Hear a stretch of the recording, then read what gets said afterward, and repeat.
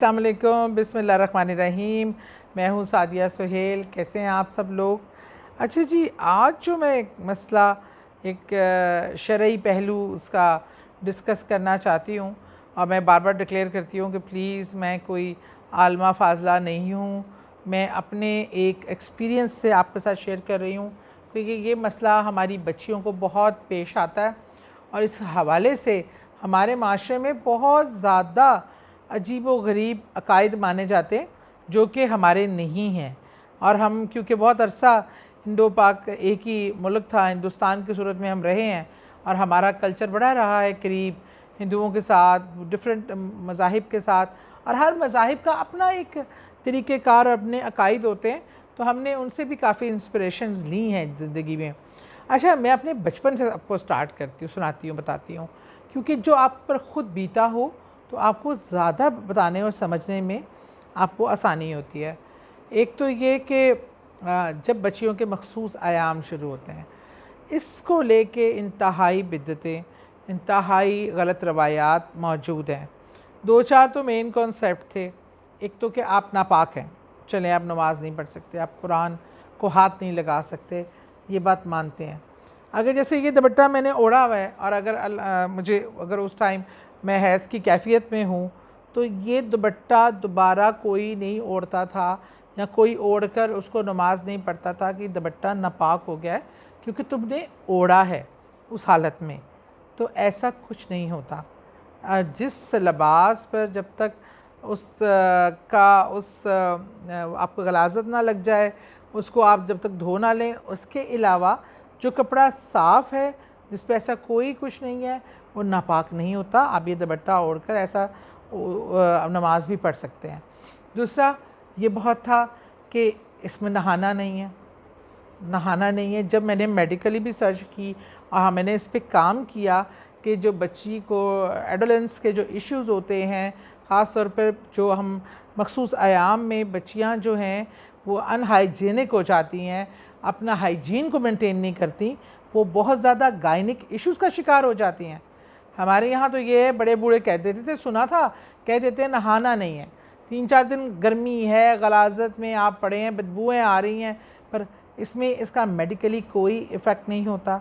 आपको शावर लेके neat and clean रहने की ज़रूरत है, और आपको साफ़ सुथरा, क्योंकि ये अगर हाइजीनिकली आप साफ़ सुथरे नहीं होंगे तो इट कैन मतलब आपको कोई भी डिज़ीज़ में जो गायनी से रिलेटेड है मुब्तला कर सकती है, और वो डिज़ीज़ आपके की जो है औलाद ना पैदा करने की सूरत में भी एंड अप हो सकती है। फिर एक जो चीज़ बड़े बूढ़ियों में हम बड़ा देखते थे, ख़बरदार इस हालत में तुम किचन में दाखिल हुई, किचन जो है वो पाक जगह है और तुम नापाक हो। और जो उनके कपड़े भी उन दिनों के अलग कर दिए जाते थे, और वो उनको किचन की एंट्री ऐसी जगह पे जहाँ नमाज़ पढ़ते हैं उन जगहों पे एंट्री बैन कर दी जाती थी कि भाई ये इस तुम इस हालत में हो, नापाक हो। और अरब में भी ये चीज़ आपने सुनी होगी कि मर्द उस हालत में अपनी औरत के पास बैठता भी नहीं था। कि एक बार रसूल करीम सल्लल्लाहु अलैहि वसल्लम ने एक सहाबी को देखा कि उनकी दाढ़ी के बाल उलझे हुए हैं, बाल बिखरे हुए हैं, तो उन्होंने कहा भाई तुम कितने दिन से शायद साफ़ सुथरे नहीं हुए, क्या वजह है? और फिर उन्होंने बताया कि उनकी ज़ौजा जो हैं वो मखसूस आयाम में हैं, और वो उनके साथ नहीं जाके बैठ सकते। कि तो उन्होंने रसूल करीम सल्लल्लाहु अलैहि वसल्लम ने फरमाया, क्यों जाओ, वो तुम्हारे बाल भी सुलझा सकती है, तुम्हारे साथ बैठ उठ सकती है, वो उसकी ममानियत बिल्कुल नहीं है कि आप उससे डिस्टेंस अख्तियार कर लें। तो ये जो कॉन्सेप्ट्स थे हमारे बड़ों के, हमारे बूढ़ों के, कि भाई आप एक this is a normal procedure human body के लिए, एक औरत की जिस्म के लिए बहुत ज़रूरी है।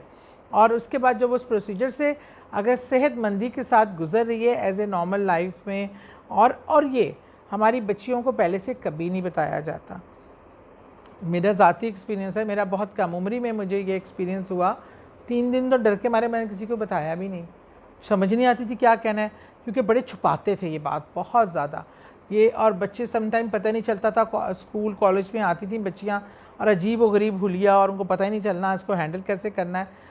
तो पेरेंट्स को, माँओं को, बच्चियों को वक्त से पहले ये बात समझानी चाहिए कि ये एक नॉर्मल प्रोसीजर है, और ये कोई डिज़ीज़ नहीं है, this is in fact is a blessing. आपने इसको कैसे मेंटेन करना है, आपने हाइजीन कैसे मेंटेन करने हैं, और आप कोई शजरे ममनू नहीं बन जाते कि आपको कोई हाथ नहीं लगा सकता, आप नापाक हो जाएगा। तो ये जो हमारे माशरे में एक बिद्दतें और चीज़ें हैं, ये छोटी छोटी मैं बता रही हूँ, बड़े तो आगे बहुत ज़्यादा मसाइल होते हैं।